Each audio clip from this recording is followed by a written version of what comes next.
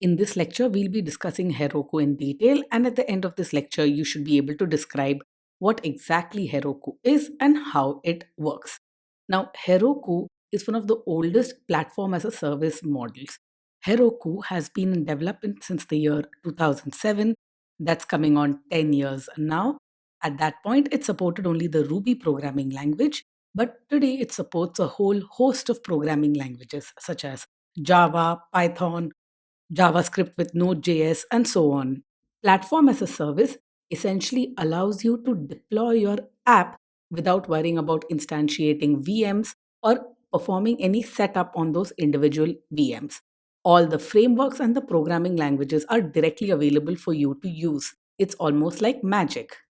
In order to get up and running with Heroku, you simply create an account, you sign in, you deploy the web app that you've been building, and you're ready to go. Every self respecting cloud platform will have a platform as a service offering. On the Google Cloud platform, this offering is App Engine. We'll, however, work with Heroku for today. So go to heroku.com and let's sign up for a new account and get started. Once you're on heroku.com, if you're interested, you can spend some time exploring. You can see at the bottom there the whole host of languages that Heroku supports. You can also see how you can build apps. You can see how companies use Heroku, Heroku for the enterprise, and events, and so on. At the bottom is the sign up for free button. Heroku does not charge for you to deploy your app. You're charged only when you cross a certain threshold limit of resource usage.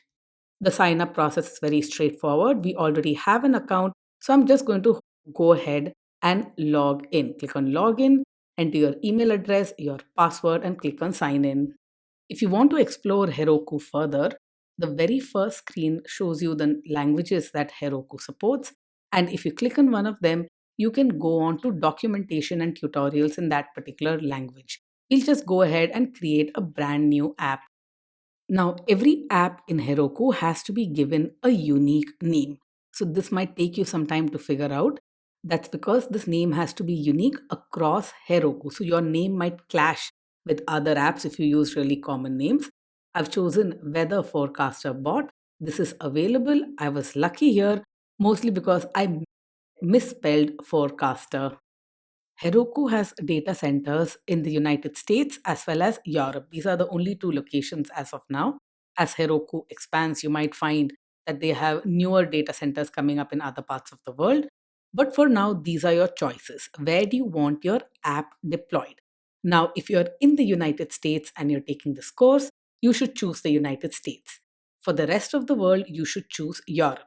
The reason for this is I looked up a bunch of Stack Overflow forums before making these decisions, and there were a bunch of people who complained that if you're outside of the United States and you try to deploy within the United States, sometimes things fail and they weren't able to debug why. Stay safe, choose Europe if you're not in the US, and then go ahead and hit Create App. Your first Heroku application is now complete. Now that you've been introduced to Heroku, let's explore the various tabs that are available. We'll start off with the Overview tab, which gives you basic information and overview of your account. It'll also show you the latest activity that you've carried out. Since we've done nothing except create this new app, this activity here is very minimal.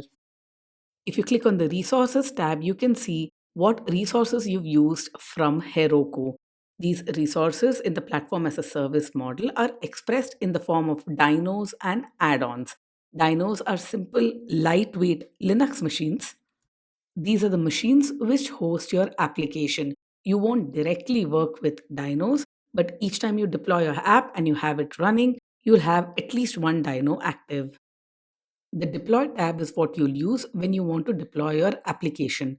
We'll be looking at this in much more detail in just a little bit. So let's just skip over this quickly and move on to the metrics tab. This metrics tab will give you basic analytics information for the applications that you've deployed on Heroku. We have no application deployed yet, so this is completely empty. So things like how many requests your application receives, timings, and so on will be displayed here. The activity tab contains the detailed activity log for all the actions that we performed on our Heroku app. We haven't really done very much. Whatever we did, simply created our app, resulted in these two activities by default: enable logging and the initial release. We just created an app. You can have multiple developers working on an application at the same time in Heroku if you simply share the application with others. This is just a prototype development, which is why there's just one person in here. And finally, the settings tab contains basic information about our weather forecaster bot. Here is the name of our application. You can edit it here if you want to, and additional information such as the region where we are going to deploy this app, that is Europe. Now, whatever language you've written your application in, it requires a build pack in order to have it deployed to Heroku.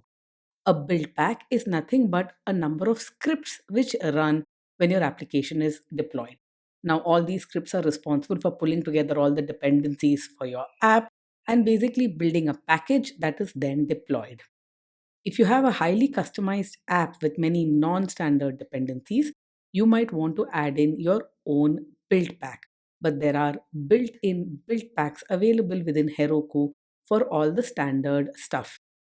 So, in the dialog that pops up when you click on Add Build Pack, you can either enter a build pack URL or select from the officially supported build packs.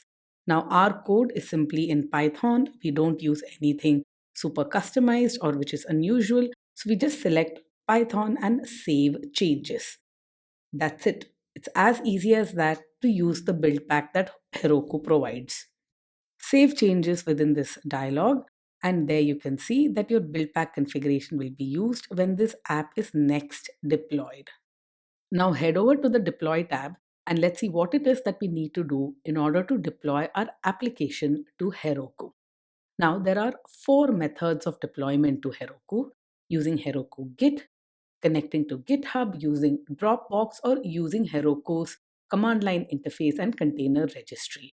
The option that we are going to choose here is to use GitHub.